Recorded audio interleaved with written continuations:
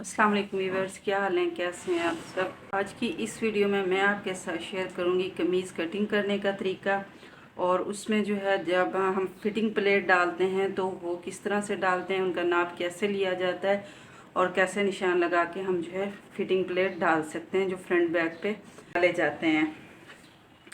तो इसके लिए जो है मैंने शर्ट का फ्रंट बैक के जो पीसीज हैं उनको अलग अलग काट लिया है, दोनों पार्टों को, और आयरन भी कर लिया है।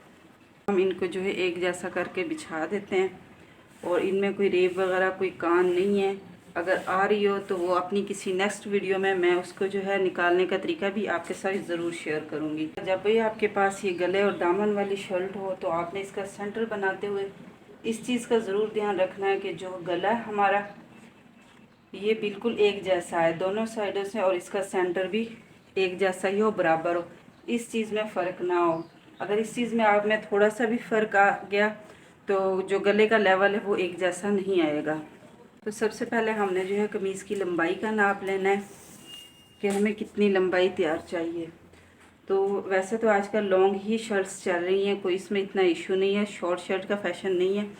तो ये 41 ही मुझे चाहिए थी, तो ये तकरीबन इतनी ही है।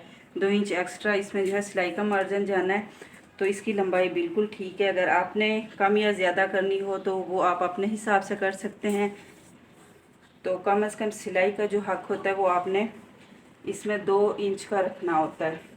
तो नीचे से तो मैंने बराबर कर लिया था, लेकिन ऊपर से थोड़ा सा फ़र्क आ रहा है। इस फ़र्क को निकालने के लिए मैं यहाँ से इसको जो है आधे इंच पे निशान लगा के इस पर ऐसे निशान लगा लूँगी ताकि ये कटिंग के वक्त मैं छांटी कर सकूँ। तो ये निशान सीधा लगा लेने के बाद अब हमने जो है गले का नाप लेना है, जो कि गला तैयार 7 इंच है, तो मैं 3.5 पे एक निशान लगाऊंगी। और उसके बाद हमने देखना है कि हमारे पास तीरा कितना तैयार है। जो मेरे पास तीरा का नाप है वो मौजूद है, वो 15 इंच पे तीरा तैयार है। 15 इंच का हाफ 7.5 है, लेकिन हमने जब कंधे बाजू वगैरह अटैच करना होता है तो आधा इंच सिलाई में भी जाना होता है, तो हमने सिलाई का मार्जिन रखते हुए हमने 8 इंच पे ये निशान लगा लेना है। ये हमारी सिलाई का निशान और ये कटिंग का। और इसके बाद हमने यहाँ से जो है 1.25 इंच नीचे को निशान लगाना है। इस निशान को, ये जो हमने गले का निशान लगाया था, इसके साथ मिला लेना है। उसके इसी 1.25 इंच के नीचे जो हमने निशान लगाया, यहाँ से हमने जो है अब कंधे का नाप लेना है। तो जितना हमारा यानी कि तीरा होता है, ज़्यादातर यही नाप में आता है कि कंधे का नाप भी हमने उतना ही लेना होता है। तो यहाँ पर मैं भी कंधे का जो नाप है एक जैसा ही आ रहा है बिल्कुल, तो 8 इंच है, तो मैं यहाँ पर 8 इंच ही लूँगी। ये थोड़ी सी हमने तिरछा लेना है, बिल्कुल स्ट्रेट भी नहीं लेना, लेकिन थोड़ा सा हमने ऐसे इसको तिरछा रखना है, बिल्कुल हल्का सा, बहुत ज़्यादा टेढ़ा भी नहीं और बहुत सीधा भी नहीं। तो यहाँ पर मैं 8 इंच पे ये निशान लगा लूँगी। उसके बाद इसी निशान को हमने फॉलो करते हुए यहाँ पर जो है इसी की सीध में ऐसे चेस्ट का निशान लगाना है, बिल्कुल सीधी हमने ऐसे इंची स्टेप कर लेनी है। और यहाँ पर हम चेस्ट का निशान लगाएंगे, जो कि मेरे पास 23 इंच तैयार है। इस इंच का जो हाफ बन रहा है वो 11.5 बन रहा है, तो मैं यहाँ पर 11.5 पे निशान लगा लूँगी। और उसके बाद एक और निशान यहाँ पर ये 8 इंच पे लगाऊंगी। जैसे कि यहाँ से हमने तीरे का निशान लगाया था 8 इंच का, तो यहाँ से भी हमने 8 इंच का निशान लगाना है। और इन निशानों को ऐसे हम सीधा कर लेंगे। इस तरह ये बॉक्स बना लेने के बाद अब हमने जो है ये 8 इंच की हमने लाइन ड्रॉ की है, तो यहाँ से जो है हमने 4 इंच पे निशान लगाना है। और यहीं से जो है हमने कंधे की गोलाई लेके आनी है और इस गोलाई को इसी लेवल में हमने बराबर करना है। और यहाँ से थोड़ा सा 2 पॉइंट जितना जो है हमने इसको नीचे रखना है। उसके बाद हमने जो फिटिंग का निशान लगाना होता है, जो कि 6.5 इंच पे है। ये लार्ज और एक्सेल लार्ज में ज़्यादातर ये 6.5 का ही चलता है निशान। बाकी जो स्मॉल में होता है या उससे कम में होता है वो फिर इसी तरह पीछे की तरफ आता जाता है। यानी कि जैसे ये मैंने 6 में लगाया, अगर इससे यानी कि थोड़ा साइज़ कम होगा, जैसे 20 से कम है तो फिर 6 पे आएगा, 5.5 पे, इसी तरह ये नाप के हिसाब से ये चलता रहता है। लेकिन अमूमन जो रखा जाता है, जैसे चेस्ट 20 से ऊपर आपका आ रहा है चेस्ट का निशान, यानी कि 20 इंच है, 21 इंच है, 22-23, ये जो है तकरीबन ये 6.5 ही होता है यहाँ पर जो है कमर की फ़िटिंग का निशान। इसके बाद हमने लेना है कमर की फ़िटिंग लेनी है। के 20.5 इंच पे तैयार है। तो 20.5 का जो हाफ बनता है 10.25 बन रहा है। पर हमने 2 इंच का बिल्कुल सीधा निशान लगाना है। हमने हल्की सी कर्व लेके जानी है।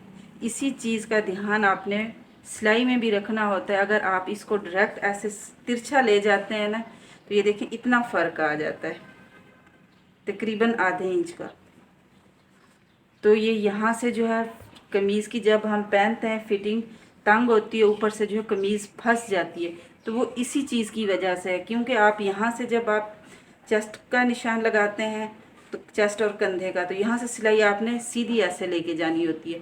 तो इससे जो है यही मसला आता है। लेकिन अगर आप यहाँ पर 2 इंच का ऐसे निशान लगाते हुए बिल्कुल सीधा रखेंगी, फिर उसके बाद अगर कर्व में लेके जाएंगी, तो ये आपकी फिटिंग बिल्कुल सही और दुरुस्त आएगी और यहाँ से आपको कमीज़ फंसेगी भी नहीं।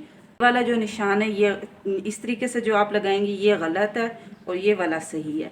और उसके बाद हमने जो है ये फिटिंग, कमर की फिटिंग का निशान हो गया। इसके बाद हमने लगाना है हिप लाइन। तो कोई हिप जो चौक की कमर होती है, कोई ऊंची पहनता है, कोई नीची पहनता है, तो वो उस हिसाब से आपने लगानी होती है। जो आपके पास नाप आया होगा आपने उसको फॉलो करना है, कि उसका चेक कर लेना है कि उसका कितनी यानी कि नीचे को सिलाई आ रही है, तो आपने उस हिसाब से करनी होती है। जो मेरे पास इस वक्त आ रहा है नाप, उसकी है 13.5। 13 तैयार है, मैं 13.5 पे लगाऊंगी, क्योंकि जब हमने कंधा यहाँ से जोड़ना होता है, सिलाई लगानी होती है, बाजू जोड़ना होता है, तो यहाँ से ऊपर से आधा इंच सिलाई में ज़रूर जाता है। तो इसलिए मैं यहाँ से आधा इंच नीचे का रखते हुए 13.5 पे ये निशान लगा लूँगी। उसके बाद मेरे पास जो हिप का साइज़ है 25 इंच है। 25 इंच का हाफ 12.5 बन रहा है, तो मैं यह 12.5 पे एक निशान लगाऊंगी। और उसके बाद मैंने इसी निशान को जो है यहाँ से नीचे से हल्की सी कर्व में लेके जाना है, यहाँ ऐसे। और बहुत ज़्यादा ऐसे नोक नहीं बनानी। बाज़ों का होता है कि यहाँ पर भी नोक निकल आती है, जिससे वो कहते हैं ना कि बुल निकले हुए हैं कमीज़ के, वो निकलना शुरू हो जाते हैं। तो इससे जो कमीज़ की फ़िटिंग और हिप की फ़िटिंग यानी कि ख़राब हो जाती है। तो बिल्कुल परफेक्ट अगर आपने करना है, तो यहाँ से आपने गोलाई में, हल्की सी गोलाई में लेके आना है, उन्हें नहीं निकालना है। यानी कि इस सिलाई को आपने ऐसे नहीं कर देना, चाहे वो आप निशान लगा रहे हो या आप सिलाई कर रहे हो, इस चीज़ का ज़रूर ध्यान रखिएगा। उसके बाद दामन पे हम आ जाते हैं। तो दामन अपने साइज़ के हिसाब से कम रखना है, ज़्यादा रखना है, वो उस हिसाब से होता है। तो मेरे पास जो दामन का नाप मौजूद है वो 25 ही है, तो मैं यहाँ पर 12.5 का निशान यहाँ पर भी लगा लूँगी और एंड तक ये 12.5 के मैं निशान लगा लूँगी। पास तैयार निशान मौजूद है। उसके बाद मैंने यहाँ ऊपर से जो है 2 इंच का मार्जिन छोड़ना है और हिप से नीचे जो है 1 इंच का मार्जिन छोड़ना है। तो ये निशान भी मैं कटिंग के भी लगा लूँगी। ये सिलाई के हमने लगाए हैं, अब मैं कटिंग के भी निशान लगा लेती हूँ। तो अभी हम जो है इसी कटिंग के जो निशान लगाए हैं इसको कटिंग कर लेते हैं। उसके बाद मैंने आपको फ्रंट की कटिंग और जो है इसके प्लेट डालने का जो तरीकाकार होता है, जैसे हमने निशान लगाते हैं, वो भी आपके साथ मैं शेयर करती हूँ। हमने जो है इसके जो प्लेट डालने हैं उसका जो है उसके निशान लगा लेते हैं। तो इसके जो निशान है मैं 11.5 पे लगाऊंगी। यहाँ से हमने नाप लेना है, जो हमने यहाँ से ये कटिंग की थी गले के लिए, हमने बिल्कुल सीधा निशान लगाया था, उसी निशान पे ये देखें इंची स्टेप को रखना है और नीचे की तरफ 11.5 पे निशान लगाना है। उसके बाद जो है प्लेट 7.5 इंच का भी चलता है और 8 इंच का भी चलता है। इससे कम ज़्यादा जो है फिर अच्छा नहीं लगता, या आप 7.5 का रखें या आप 8 इंच का रखें। तो मैं यहाँ पर 8 इंच का प्लेट नीचे को लंबाई के रुख में रखने, यहाँ पर मैं एक 8 इंच का निशान लगाऊंगी और इधर से एक 4 इंच का, यानी कि हाफ इसके सेंटर में 4 इंच का निशान लगाऊंगी। अब जो ये फासला होता है ये हम 3.5 का लेंगे और अब हम इनको जो बिल्कुल सीधी लाइन ड्रॉ कर लेंगे। सेंटर है यहाँ से हम आधा इंच मज़ीद ऊपर को एक निशान लगाएंगे, ये ऐसे। तो अब हमने प्लेट की जो है शेप बनानी है, यहाँ से बिल्कुल साथ मिलाते हुए आहिस्ता आहिस्ता जो है हमने ऊपर की तरफ लेके जाना है। और ये जो आधे इंच का निशान है बिल्कुल इसके ऊपर हमने इसको ऐसे बराबर कर लेना है। इधर से भी ऐसे ही हमने करना है और फिर इस तरफ से भी। हमारे जो है प्लेट के निशान है, क्योंकि यहाँ से जब हम शुरू करते हैं तो आहिस्ता आहिस्ता यहाँ से टांका जो ऊपर की तरफ ले जाते हैं और यहाँ पर थोड़ा जो कमर वाली है देखें ना, कमर की जो साइड है यहाँ पर थोड़ा कपड़ा ज़्यादा आ जाता है, तकरीबन 1 इंच का या पौने इंच का होता है। और फिर यहाँ से फिर आहिस्ता आहिस्ता कम होता होता बिल्कुल यहाँ पर एंड पे आके कम हो जाता है। और इसके बाद हमने जो है फ्रंट की जो कंधे की गोलाई है उसका कटिंग करना है।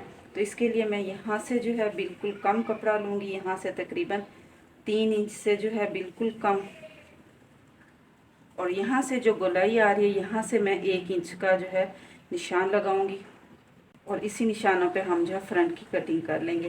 पहले हम ये निशान लगाएंगे, इनको पक्का करेंगे ताकि हमें जो है सिलाई करते हुए मुश्किल पेश ना आए। पहले ये हम लगा लेते हैं और यहाँ पर कमर का भी मैं कैंची की नोक से जो है निशान बना लेती हूँ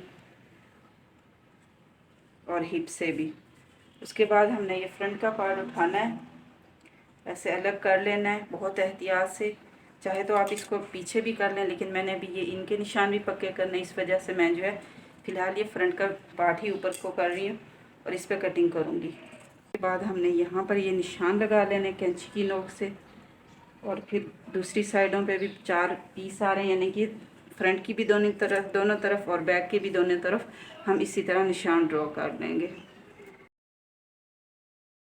तो ये इसी तरह मैंने जो है बैक पे भी और से जो है प्लेट के निशान डाल लिए हैं, और बाकी सारे भी यानी कि आपको सामने यानी कि कटिंग की है सारा। बाकी कमीज़ की भी स्टेप बाय स्टेप मैंने आपको जो है कटिंग भी बताई है और स्टिचिंग में की जाने वाली गलतियां भी आपको बताई हैं कि किस चीज़ की वजह से आपकी कौन सी सिलाई कैसे सही आती है और कैसे दुरुस्त आती है।